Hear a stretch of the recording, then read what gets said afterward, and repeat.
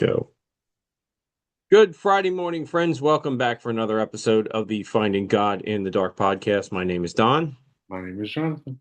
and today we are talking about the 2025 oh God, I was going to say the wrong guy. Guillermo del The Toro Turo, yeah, film, which is a remake of Mary Shelley's Frankenstein, yeah, which has been done many times over in many different forms.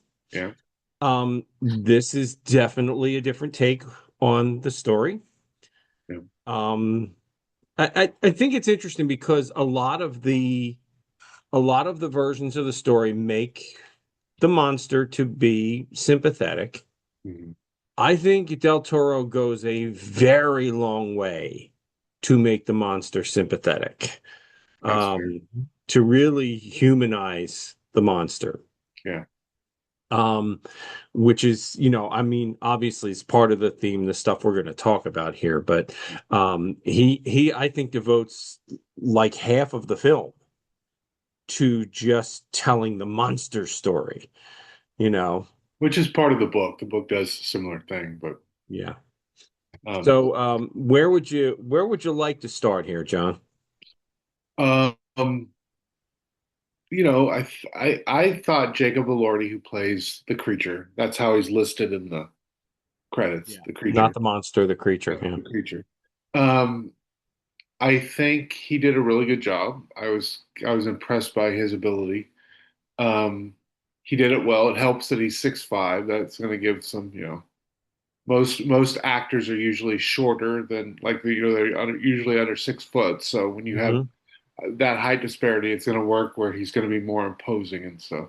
Yeah. Um, you know, I thought it was a solid retelling. I don't think it's like it didn't blow me away. Um, Yeah, I when thought, I mean it's nominated for Best Picture, right? yes, It's still not better than Sinners. no.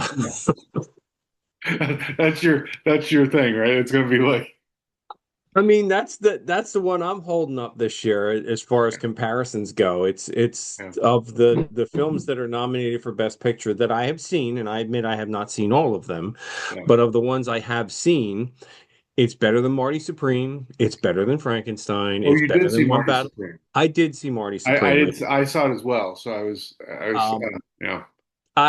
it was okay. I think Yeah, I Timothy was Chalamet. actually, maybe we could do that at some point because I was troubled by that movie. Like, Yeah. Okay, maybe we should talk about it. But yes, I did see it, and it's better than One Battle After Another. yeah, I think of the ones I've seen, it's pretty much the best one. Begonia, I'm it was I'm better than down to. Begonia. I only have three left to watch. And other than Hamnet, I don't think there's the other ones. I think are most likely not ones that are going to displace Sinners. I would agree with you. I think the strongest movie I've seen this year is Sinners. So Yeah, and that's the interesting part of that is that, and we're a little off on a tangent, but that's yeah, okay. yeah. The interesting part of that is that, generally horror films don't get that kind of recognition. Yes. I think the last time a horror film really got any serious consideration was like the Silence of the Lambs, Silence of the right? Lambs. Yeah. Silence of the Lambs went. So just some technical speak for you guys who aren't movie nerds, which I can't imagine you watching this if you're not, but we'll go with it just in case. So you have above the line and below the line stuff, and above the line is the actors, the director, that kind of stuff.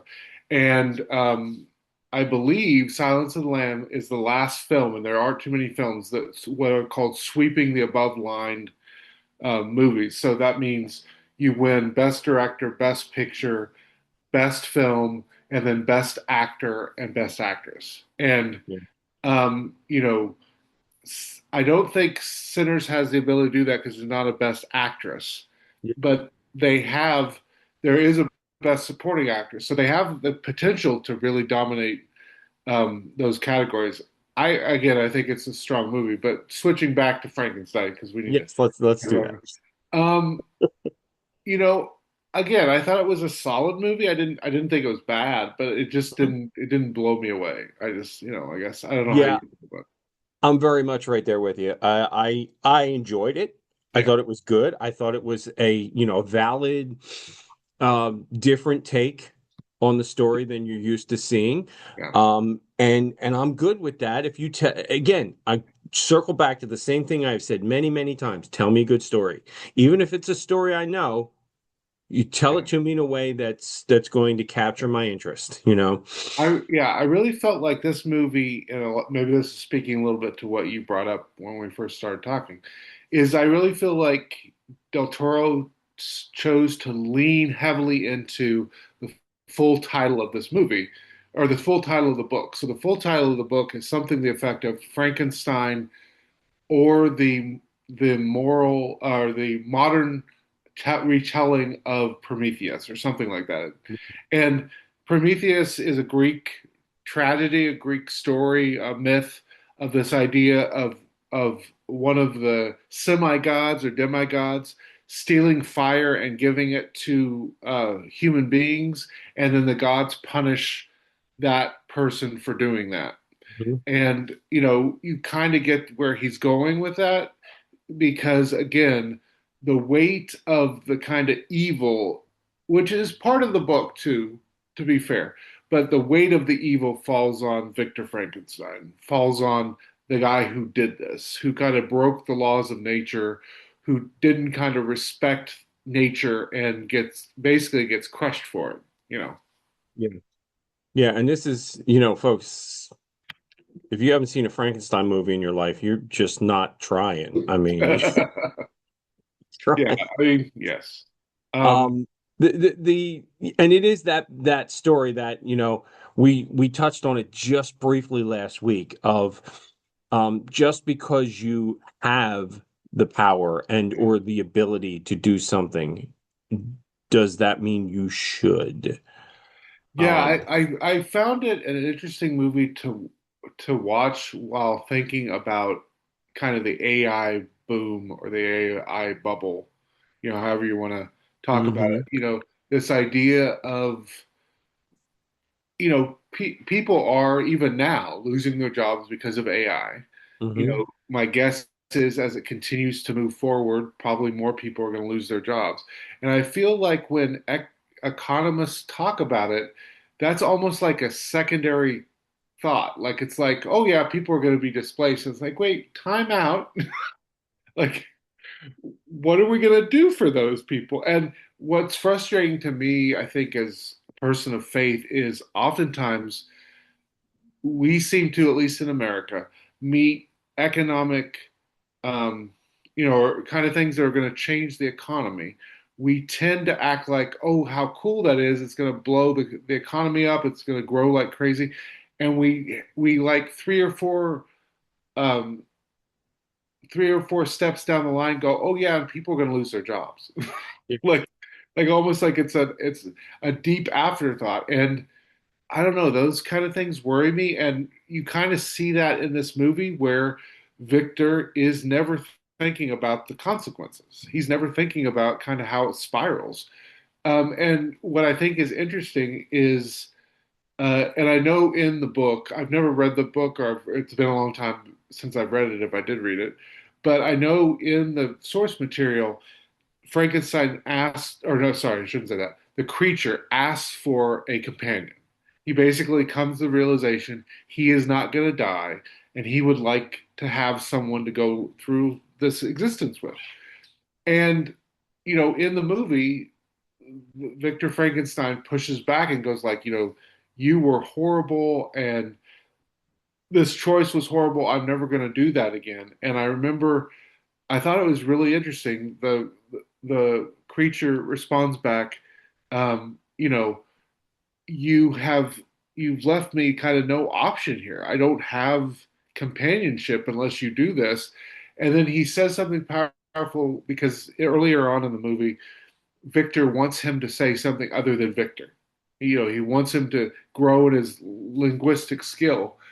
And the creature at that moment says, "It was never about me saying more. It was always about you listening," or something to that effect. Or you know, and I do think that's something as a Christian we can critique a lot of times science because I feel like there's kind of this push to can we do this or how awesome is this that we can do and we don't have a conversation about, okay, but what are the consequences? Like what's going to happen, and that matter? So let's talk about it.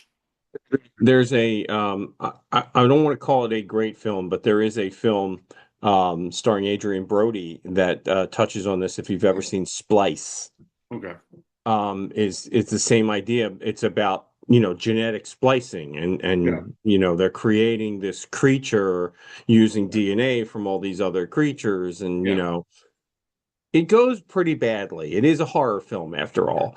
Yeah. And I mean, this is interesting in that at least this telling of it Yeah. doesn't really lean heavily into the horror. No. It is much more of a character driven film than a Yes. horror film. Um, and it, what was it? There was something that well, you're talking about AI, right? Yeah. Um, yeah, we've I think we've all developed this sort of casual relationship with AI Mhm. without really thinking about where it's taking us. I mean, Yeah. even to the point of like I have used Chat GPT Oh yeah. to convert pictures into, like turn this picture into Pixar characters or something like Yeah. that. I actually did it just as a gag with my Jeep. I said, Yeah. turn my Jeep into a Dragon Transformer. And it Yeah. did. And Yeah. then I posted it on my Jeep Club's Facebook page and said, look, I know that when Skynet becomes aware, we're all going to die, but this is cool. Yeah. Yeah. It's to me, again, I don't know. I would have to think more about Shelley's time and kind of place it in that. But my guess is she is worried and kind of in the ethos of where is the Industrial Revolution taking us? Mhm. And especially early on in the Industrial Revolution, that we really quickly shifted to workers are just cogs in the machine. And there a lot of owners, a lot of business owners didn't care if you worked 7 days a week. They didn't care what it was doing to your mental health and your well-being. Like Simone Weil, who's a French theologian, um, wrote beautifully. She was a very weird lady, impressive lady, but very weird lady. One of the things she did was she quit her job teaching and worked for years as a factory worker because she wanted to know what they went through. And she writes really powerfully about how it just drains you of your mental abilities, of your energy, of your willingness to like even your desire to live or have fun because literally you're just working from day to night and you're just kind of losing your soul. And that was really early part of the Industrial Revolution. That really existed for a lot of workers. And And I so, believe you're right as far as when this was written. It yeah, was written during that time. Um, and so I don't know. I think to me, this is always a powerful story about the fact human beings don't often think about the great things they could do without thinking about the consequences. The idea of we're not long-term thinkers and we should be long-term thinkers. yeah, and there's a, at least from from certain perspective, there's this sense of playing God. Mhm. I mean, are we really smart enough? Yeah, Like we think we're very clever, but are we yeah, really smart enough to play God? yeah, Like when you've made AI self-aware, yeah, at what point does AI become so self-aware that it goes, well, I don't really need you? You know? yeah. I know that there are people that are really, uh, running the alarm bell for AI, and they're saying, look, if we don't think through this, there might be a point in which AI goes, we don't really need them anymore, and they're kind of getting in our way, you Yeah. know. And it's interesting to like not think about that. But what I was struck with this time watching this film, and I don't think I ever realized it, is this story is really about a person broken by not having the love of their parent and then trying to fill that void with accomplishment and also not realizing as much as they hated how their parent was becoming their parent, like repeating those mistakes. And it was really an interesting kind of family drama in here. You know, Victor loses his mother very early. He was very, very close to his mother. He had a very broken relationship with his father, and his father really uh, broke it more, by being very abusive and being very demanding and not really showing him love, and then showing affection deeply Bring his brother. Yeah. to his brother, but not to him. Hmm. And you can see all of that building into Victor. I'm going to prove him wrong. I'm going to become better than him. I'm going to achieve things he could only imagine, and then when he creates the creature, I always hate the fact they never give him a name. I don't know why, but it bothers me. I'm just like, make him Bob or something. Like, give him something. Give me some. I don't want to have to keep writing the creature, you know. Frankenstein. But he creates this. He creates a being, a human being, if you want, or at least a being of some type, and then he makes all the mistakes he clearly hated from his father. He beats him, he treats him horribly, he doesn't just show him love. He wants him to achieve, and if he doesn't achieve, he's angry and dismissive of him. He wants to get rid of him. He tries to kill him. Like, he basically makes all the mistakes his father made and all the mistakes he clearly understood his father made. And it's, again, it's a really powerful reminder, I guess, for me, that family systems really matter, and we tend to fall into the same traps of the families we were raised in. We tend to make the same mistakes our parents make, and our grandparents made, and it's really hard to break that cycle. Yeah. You sound like you've been to some of the clergy stuff from the Lombard Mennonite Peace Center. I Um, was aware. because I've done a little bit of that stuff too, and yeah, it's exactly, it is. It's a family dynamics film. I think you mentioned soul, and I think there's a really interesting line in the film where, and I don't remember who says it, Okay. but they say, where you wrote it down. I want to make sure I got it exactly the way you wrote it. Um, uh,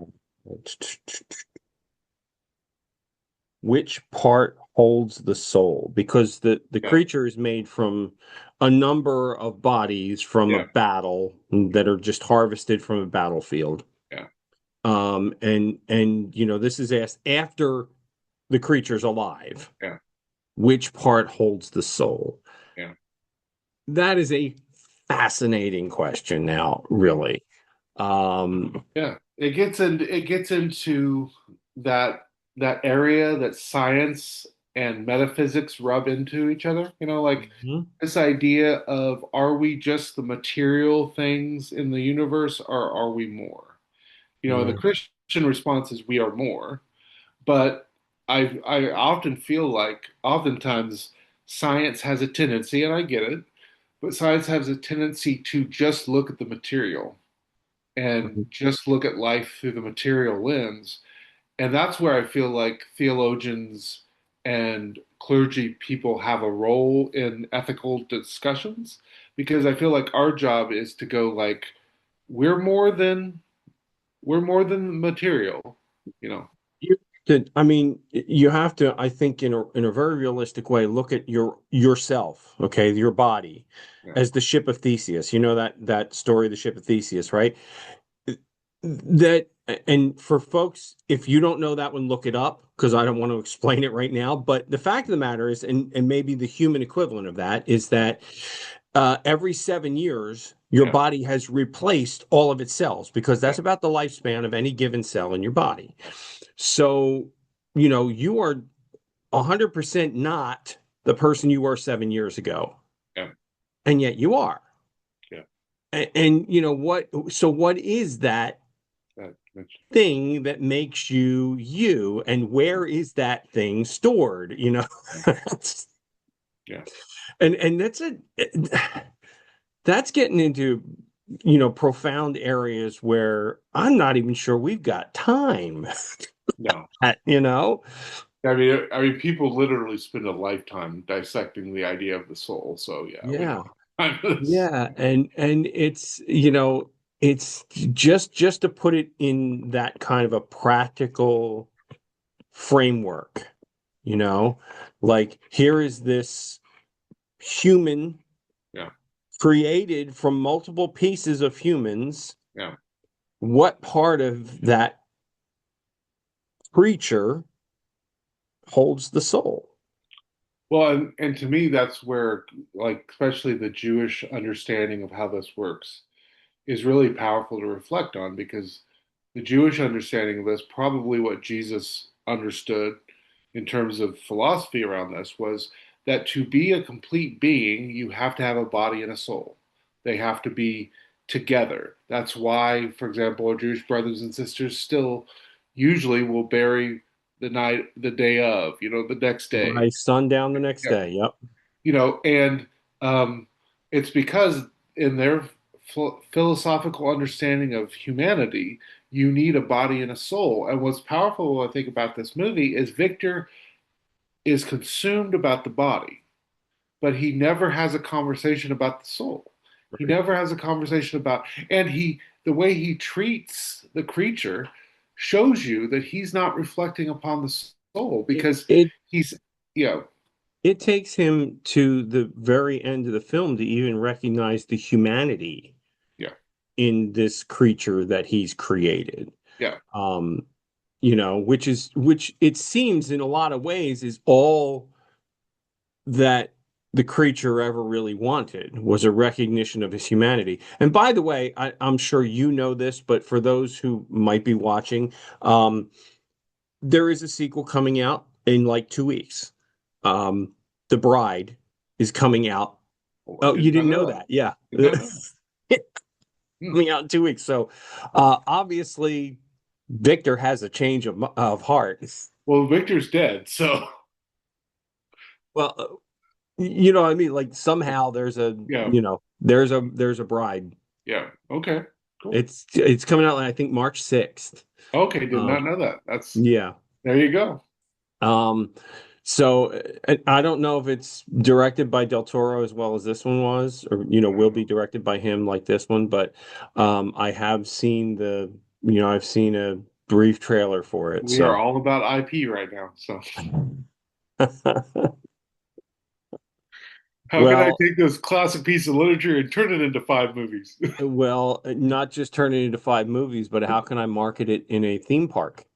So I can get people to pay for it over and over and over and over and over again, Yeah, you know, which is what Universal has done with the classic monsters. yeah, I don't know if you're familiar with the Epic Universe Park, the park they just opened a year or so ago, yeah. in Orlando, has a Universal Monsters Land. There is a Oh, Frankenstein ride show. oh wow. You know, so yeah, I would. I only know this stuff because I said to my wife, "Man, I really want to go there." There you We're going to Alaska next year, so we're not going to Orlando. go. Okay. But look, the price of those trips, you get to choose one. I, You know I what I'm will I saying? will be going down to Orlando probably right after Easter to visit my parents because they live close to there. But Hmm. they are not huge fans of the parks, and I probably won't be going. So Well, no, I wouldn't expect. Look, you get to it. Hopefully you get to an age where that's not quite so important to you. Maybe you want to take your grandkids or something, but yeah, I know I'm certainly at an age where yes, I would love to be able to do that, but I don't have the stamina to run to commando the parks all day long, yeah. you know. So I can't do that. Anyway, what else? I mean, because this I is mean, yeah. this is a rich film. Oh It, yeah. I it mean, really is. there's a reason why it is continuing to be a story we tell and retell, and you know, I thought they did the ending really well.